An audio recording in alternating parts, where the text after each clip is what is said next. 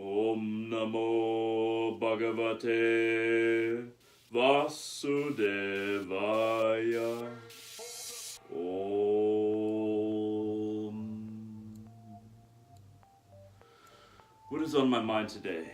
On my mind today is the idea of happiness. Is happiness the goal? Is that what we are trying to produce? I think rather happiness is a side effect of a process that we have to undergo, that we have to enact upon ourselves. The process of taking apart our assumptions, taking apart our desires and our fears, finding the roots of everything that usually compose a personality and bringing it down to its singular elements. Now, these elements start, I would say, far before we are born, but if we just look at ourselves from birth, we gaze upon ourselves back when we were children. We try to take apart all the things that led to the person that we are now. We will start to realize that most of our likes and dislikes, cravings, aversions, prides, and regrets, and jealousies because of feeling of lack, most of these things are related to the smallest of decisions in our development of an understanding of self. Now, as an individual, we all have a history. We all have a history of decisions. Even if you were raised in one house and you were kept in that house for up to 25 years of age, let's say, that house, every single corner, every single plank, every single interaction you had with the things in that house and the few people you might have seen in that house would have created a world similar to that if you had not been confined to that house.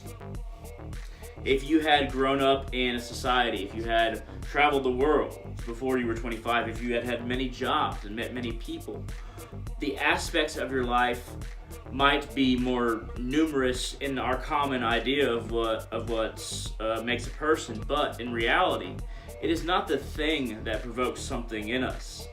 It is the decision that a thing does so. Let me explain.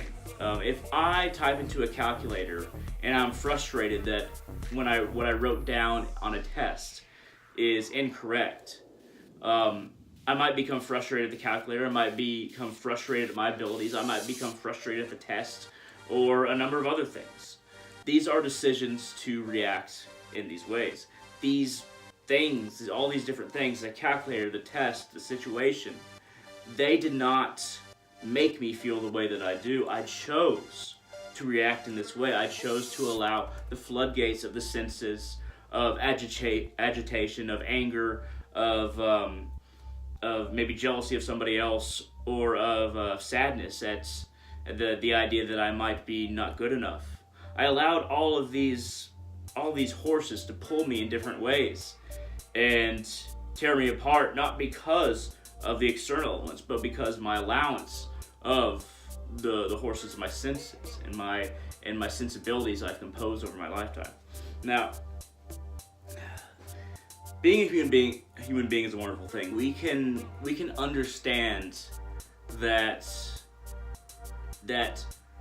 no reaction that we have is beyond our emotional, intellectual, spiritual, or mental state. All of these worlds are kind of like interlocked circles. All of these worlds interact, and a lot of the time we think of the intellect and the emotional and the mental state as being one, but these are three different separate things. Now, the intellect wants to take apart everything. It wants to look at everything's pieces, and we can employ the intellect in a number of tasks. It doesn't have to be, the intellect just doesn't carry itself. We can employ it. We do employ it. Now, the intellect can be made to examine a math problem. It can be made to try and understand somebody else or somebody else's opinion. It can be made to try and buff oneself up, to make oneself feel prideful and good about oneself. It can be enslaved by the ego in these regards and used to create a persona that we try to live up to. But the ego ultimately is an I that we choose to direct. Now, the emotional body, it is a very reactionary body. It wants to react in certain ways that to anything that doesn't allow or support our idea of ourselves, which is also connected to the ego, will result in a negative emotional response if we don't check it. And anything that supports our idea of ourself that we've composed with the ego, the ego being the pen, will bring out a positive emotional response naturally. But we can gain control over these different strings that are being pulled. We just have to realize that our idea of ourself and the ego is what's pulling these strings. The emotions, the intellect, don't have a separate existence. They aren't external entities.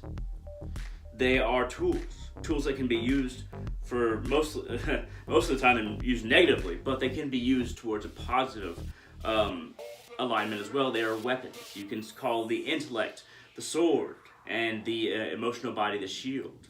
How you wield that sword and shield is entirely up to you. Now, our mental body, when I say mental, I mean mind, the chitta. The mind stuff, that is the chitta,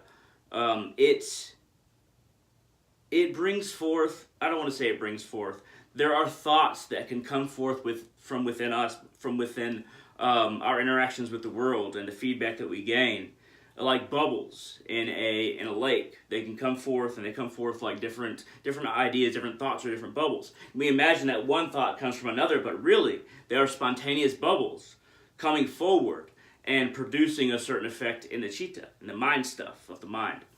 Now, to control this lake, you have to realize that your ego can be made to be still. You don't have to allow different emotions or the natural instinct of your intellect or even thoughts themselves that come forward. These thoughts, all these different influences could basically attribute to the thoughts that we have, but we can choose to cut every influence off and make the lake of the mind still. To not allow these bubbles to pop up. To not even imagine that one comes from another, because really, even though the bubbles are so constant, we imagine that one causes another, but really all thoughts are separate. We just fail to realize it. Now, if we gain control of the emotional body, the intellectual body, and the chitta of our mind, the mind stuff, our mental body, we can direct our entire will towards the goal, the purpose, the attempt to understand ourselves, which leads to a grander purpose. All of these things cannot be hindrances, but tools. I'm mixing analogies here, but all of these things can be tools. Now, when it comes down to being happy, I would say it is better to be content. Because to be happy, it tends to be a spike in our experience. A spike that happens from either neutral or sadness. But a lot of the time, most people's emotions are, here's the center line, here's neutral, and it's like this. If we can find something that's just above that neutral place, to where we're looking positively at things, but we don't have the same excitement, that inevitably brings the fall of emotion, because nothing can be maintained at excitement, no matter what kind of consciousness you have. It is better to be just above that neutral line, and it is better to have that mind, because you are calm, and you're able to perceive, and you're able to take in everything, but not judge everything, not see it as good or bad, but truly see it. That's what contentment is. It's being positive, and also using everything that you interact with, either mentally or externally, no matter, even if something externally makes something inside of you develop a reaction. But really, a lot of what we experience is a contemplation based on one set external force. So, happiness as a goal. Do not make happiness a goal necessarily. Make contentment a goal, that even line just above neutral. Now, happiness will, like I said earlier, can be a result, a product of our efforts. If we follow our path, try to find a purpose, try to understand ourselves, then help other people based on our individual mission that we find already embedded in our abilities, then once we fulfill that goal to greater and greater degrees, once we fulfill that purpose, that's when a grander and more constant happiness will just be a result. Fulfilling the purpose that we find we were always meant to live up to. Because every single person is unique. And now, I'm not talking about destiny or predestination here. I'm talking about the idea that every single person is unique in a way that can help the universe in a way that everyone else cannot. You as an individual can aid the universe and the people around you, everything in the universe itself, the environment, plants, animals, with your specific uniqueness. Now, this isn't destiny. This is using yourself, using your abilities, using the circumstances you find yourself in, that you find yourself in regards to being planted in a body and an environment. Using that to find out what it means to be you, and then helping others as a result to find who they are. If you do that, you can imagine that, okay, that's just charity, you're just helping other people, but really, living up to your harmonious connection to the universe, your symbiosis, is what will satisfy you as well. There is no separate satisfaction. There is only oneness of happiness, of contentment, of joy. Without oneness, without connection, without an attempt to use everything that you have to aid yourself, but the universe, and live in symbiosis. Without that, we find that we isolate ourselves from, most of the time, everything that even we imagine will bring us happiness. If somebody is extremely selfish and they say, okay, I just want to work for myself, but they think, okay, this material will bring me happiness. This person, if I had this girlfriend, it'll bring me happiness. If I have this drug, it'll bring me happiness. If I gain this title, it'll give me happiness. Job, or this status, that'll bring me happiness. These are all connections to the external world, but these are connections that are so limited and temporary. Because once we realize that all of these connections are tying us to the external world anyway, we might as well live harmoniously with it. Because if we don't, any achievements made will be short-lived, because there is only so much will one can muster against the entire universe and gain something everlasting. Or lack thereof of everlasting. At any rate, make contentment, self-understanding, harmonious existence with everything else, and a calmness within yourself, a lack of reaction based on what something tries to pull from you, or your tendency to be pulled certain directions based on certain things that happen externally. Take all of these things in consideration and bring yourself to a point where you can become one with not necessarily yourself in the way that you imagine yourself now, but with the absolute best you can be based on your individual uniqueness. Thank you very much for watching. I hope this was interesting, and I hope to see all of you on my channel in the future.